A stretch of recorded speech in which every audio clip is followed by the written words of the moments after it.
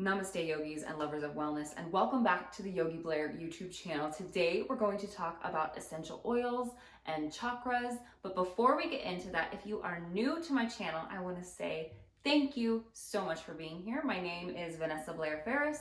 I'm a certified registered yoga instructor with a passion for sharing yoga and wellness with anybody that needs it, especially those that are healing from trauma. So if that sounds like something that you are interested in learning more about, please consider subscribing. Find me on TikTok at yogi.blair. Find me on Facebook, Vanessa Blair Ferris. If you head on over to Instagram and find me at yogi.blair, for the month of June, I'm doing a summer self-care challenge. And you'll see each day I post a little task, should be something pretty simple for everybody to participate in. There are ways to modify if you can't do certain things.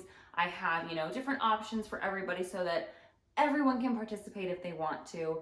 Each day we just do something that embodies self-care, helps people reconnect with taking care of themselves before they can take care of others, because you can't fill up others with an empty cup, right? So it's important, especially as we get into the hotter summer months, to make sure that we're taking care of ourselves with simple things like staying hydrated, wearing sunscreen, and whatever else. You'll see if you participate in the challenge, so make sure that you check it out, follow the rules.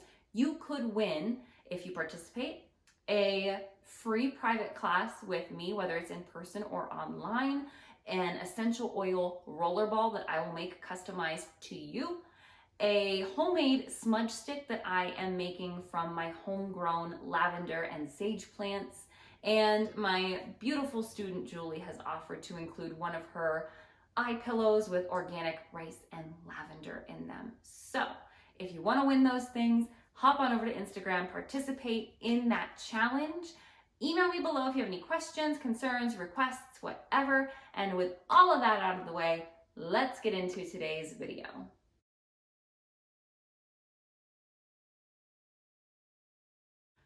So I don't have my chimes, which is usually my intro, but I started teaching public classes again, and my chimes are in my bag, my work bag downstairs, and I'm too lazy to go downstairs and get them and bring them back up here, just to take them back down when I go to work later tonight. So that's why there weren't chimes at the beginning of this, if you were wondering, if you even care, I don't know. But anyway, today we're gonna talk about chakras, and I wanted to do a little series with the 7 major chakras. And with this, I'm going to kind of include things that go along with each chakra or chakra to balance them. So this will also include a lot of essential oil stuff as well. I was going to do a separate video on essential oils, but I just didn't feel like I had enough information. I know a decent amount, but I figured a lot of people are already also pretty familiar with essential oils, and they all do a lot of different things, and we'll kind of go over some of the basics with this series as well. So let's talk about what chakras are. You can call them chakras, you can call them chakras, you'll hear it either way. Your chakras are 7 major energy points within the body. Now, there are a ton of chakras in the body. There are a ton of different nadis or energy channels and a ton of different chakras, and every individual little one does individual things to balance your energy. They can all be tied to these 7 major chakras in the body. So if you've ever been to a yoga studio, you've probably seen or heard about chakras. If you've seen one of those art hangings that have the 7 circles that have little symbols in each one, they start with red, orange, yellow, green, blue, indigo, violet, or white. That is a chakra sign, and those are the 7 different chakras. And they each do different things within the body, and I'm going to go over them, each one of the 7, in a different video. So we're going to start from the bottom and work our way up. That's usually how we do it, because the bottom chakra, the first chakra, the red chakra, the Muladhara Chakra is what we call it. It is the root chakra. So just like with anything else, you got to grow your roots before you can grow your tree. And we start at the bottom. This is our most primal chakra. This is very basic, very primal, fundamental, basic needs with the physical body. And as we grow up the tree, we get into like enlightenment and bliss and all of this stuff. So we can't really be, you know, transcending onto different planes if we don't have the very basics of the first chakra down first. So the Muladhara Chakra, or the root chakra, is our first chakra. And the chakras, you'll see them always in a straight line. And if you see them in a chart on a body, they start at the pelvic floor and they go up to the crown of the head. So this is the chakra that is at the base of the pelvic floor. And so this is our root chakra. So if you think about when you're sitting in meditation, that's the base. That is where your roots will grow. And this chakra, like I said, is very primal. It's the number 1 chakra.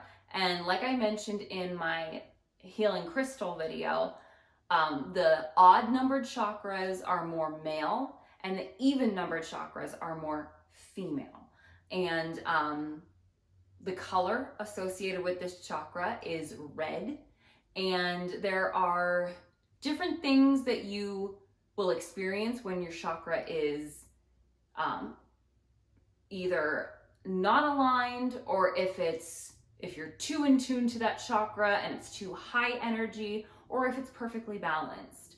And there are certain essential oils, certain foods, certain things that balance each chakra, certain yoga poses even. I should also mention means wheel. So these are energy wheels that you can visualize, almost like gears, where one will rotate one way and the other will rotate another way. So they kind of have like that gear, and you visualize them spinning with that energy. So a lot of times if I'm doing a chakra in a yoga class, when we're centering, I have people visualize that chakra. So that's kind of what I want you to do for a minute, is take a seat or do whatever it is that you're doing and think about the pelvic floor and visualize that red energy wheel there.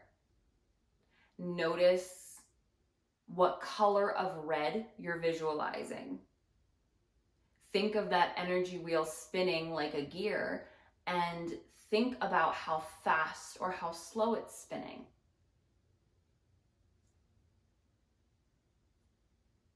And once you've got all that visualized, now we're going to talk about kind of how your visualizations can work. If you visualized a very muddy, dark, deep red, that could indicate that you are unaligned in this chakra. If you visualized a very vibrant neon red, that could mean the opposite, that it's overactive. If it was just a normal red color, whatever that is to you, that could mean that you're more on the balanced side. If your chakra was spinning really slow, it could be underactive. If it's spinning really fast, it can be overactive. And if it's kind of in the middle, it could be balanced. Now that visualization can, and depending on if you like visualizations or you don't, that can and can't work for you. Another thing to think about is what this chakra represents and what you might feel if it's unbalanced. This is a chakra, this is your root chakra. So if this chakra is balanced, you will feel safe. You will feel grounded. You will feel structurally sound. You'll feel a sense of security. Your relationships might feel more secure. Financially, you might feel more secure. And that's not to say that if the chakra is balanced that nothing bad will ever happen to you. But when things do arise, you handle them in a different way. If this chakra is underactive, you might feel unsafe. You might feel scared. You might feel ungrounded or unrooted, or like the rug is being taken out from underneath you. You might not feel financially secure. You might not feel like your relationships are secure. And if in turn it's overactive, you might feel too safe. You might be stagnant. You might feel like you have this false sense of security. So when we think about balancing this chakra, it depends on kind of what you need.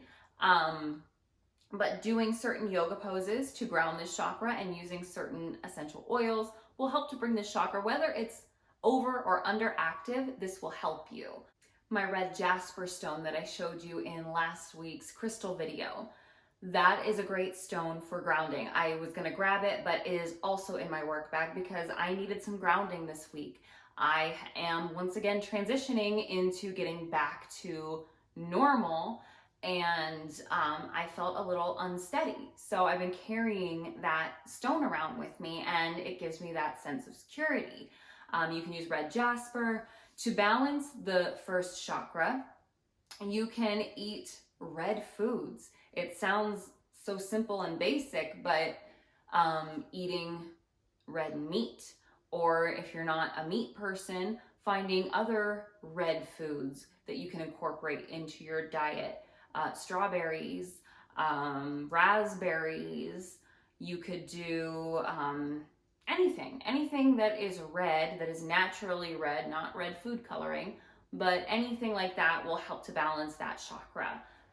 When we talk about essential oils, they come in many different forms. You can have your straight oils. Anything also that is earthy is going to be a first chakra oil, like sandalwood or patchouli or vetiver. Anything that has that earthy, almost dirt smell is going to help with that first chakra, that root chakra. Think of the roots growing in the dirt, and that's why those earthy ones help to balance that chakra. Or any essential oil that you think of red. Like whenever I think of cinnamon, I think of red, and I think, and that's also another kind of herbaceous sort of spicy oil to me that is very grounding when and cinnamon can do a lot of other things too. It can help to balance other chakras or deal with other issues, but cinnamon is for me always a go-to for grounding as well. So you can use your straight oils. Cinnamon is also, let's just talk about essential oils for a minute. Cinnamon is used a lot in natural cleaning products. Like if you have your Thieves cleaner from Young Living, you can smell the cinnamon in it. It's a good ingredient when you're making your own cleaners. Sandalwood is very grounding. It's also very sensual. So those are two uses for those. When you use essential oils, you can just smell the bottle if you want some aromatherapy. You want to be careful, especially with something like cinnamon that is very strong and can be very sensitizing, with putting it directly on your skin. You may want to use a carrier oil like coconut oil, or my favorite is jojoba oil. It's not very sensitizing, and you just want to dilute it in that. You can make roller balls with your diluted oils and use them on your wrists, in your palms for aromatherapy, on your temples, wherever you need a little bit of extra love and attention. Another one that I love is using your essential oils to make room sprays. I have a ton of different room sprays, and one of my favorites are the Aveda chakra sprays. They already come ready to use, safe for skin and to put in the air, and they are already incorporating oils that help to ground. So this one I believe has patchouli and vetiver in it, and it's mixed with your carrier, so it's safe to just spritz around. And they smell so good. I love these sprays. When I worked for Aveda, I bought them all the time. So you may wonder, okay, so what if I don't necessarily know how I'm feeling? How else do I know that I need to balance a certain area? And one of my rules of thumb that has always worked really well for me, and I hear a lot of other people in my community say this, is if you are attracted to something, chances are that's what you need. So say that you're looking at your stones and you're always going towards that red jasper or those black stones or those dark, deep grounding stones. Chances are you need more grounding because that's what you're going for. In the same sense, if you're attracted to green things and you really like teals and blues and greens, I really like teal and I really like blue, and my heart and my throat chakra always need work. So that's one thing to think about too. And it's the same with scents and smells. If you are really loving a certain smell, that means that your body's like, give me that, I want more. And that might mean that that chakra is out of line. So that's one way to think about that as well. So that is the very basics of the Muladhara Chakra, which is the first chakra. Next week, we will talk about our second chakra. So if you guys have any questions, please feel free to comment them below. Keep it kind, keep it nice, please. And thank you. You guys always do a great job. I don't have to ask. And that is it for the Muladhara Chakra. I hope you enjoyed that. I hope that kind of helped give you a visualization and make chakras a little less intimidating. There's a ton to learn about them, and that was your basic crash course. So I hope that made it a little less intimidating. I hope it made it kind of fun. And until next time, I hope you live happy, live free, live well. Namaste.